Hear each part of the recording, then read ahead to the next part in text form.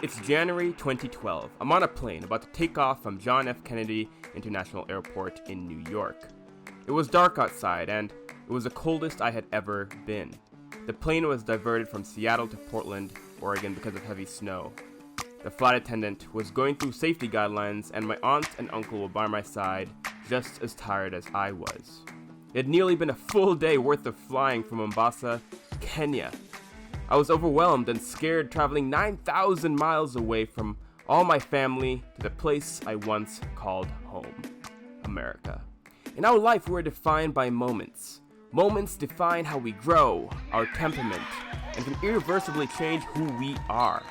Between those moments, life seems to take a trance as we wake up every day and go to bed every night trying to figure out if we're even going in the right direction.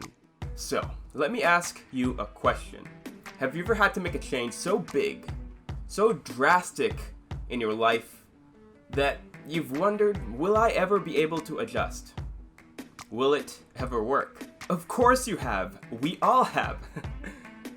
And I want to talk about one thing I have learned from all of these situations. But first, let's jump back to the story. As we touched down in Portland, my wonderful family, the Gillies, picked us up.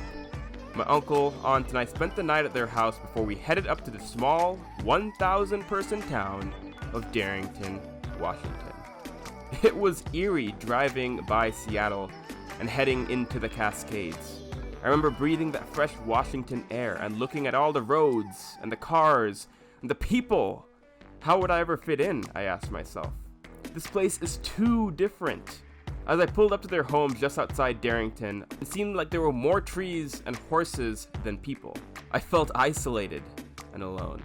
In my life, there have been a few pivotal moments, but this has got to be one of the most difficult. Moving back to America has always been a dream for my family. I just never knew it would be just me at first. I knew it was an opportunity that I could not pass up though. It was completely my choice. My parents did not force me. But guess what?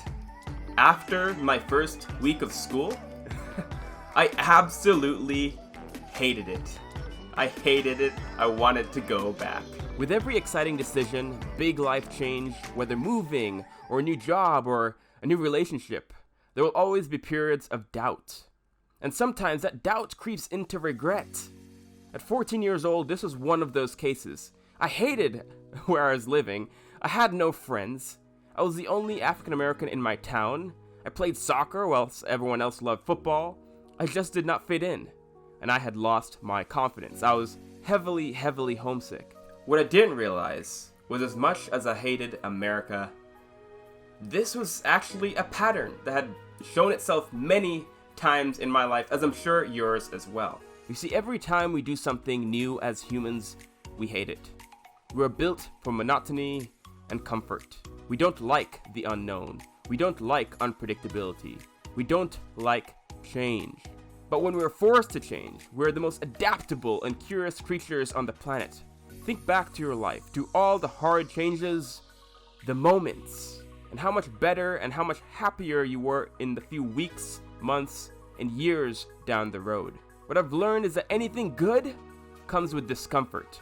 Seeking discomfort is the tax of happiness and growth.